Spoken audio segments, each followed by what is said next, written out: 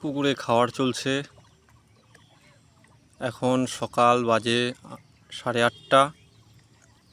আকাশে একটু হালকা মেঘলা, তাই হালকা পরিমাণ করে খাবার দেওয়া হচ্ছে। দর্শকবৃন্দুরা মনে রাখবেন, ওয়েদার খারাপ থাকলে স্বল্প পরিমাণে খাবার দিবেন, কারণ তারা ওয়েদারের উপর অনেকটা নির্ভরশীল। ওয়েদার এরকম মেঘলা আকাশ থাকলে বেশি পরিমাণে তারা খাবে না। খামোখা বেশি পরিমাণে খাবার দিয়ে জলের প্রাকৃতিক ভারসাম্যকে নষ্ট করা আমাদের উচিত নয়, তাতে মাছের ক্ষতি হতে পারে।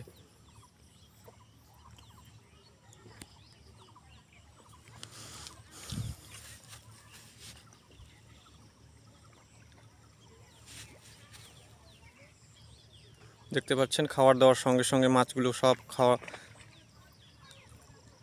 খেতে চলে এসছে।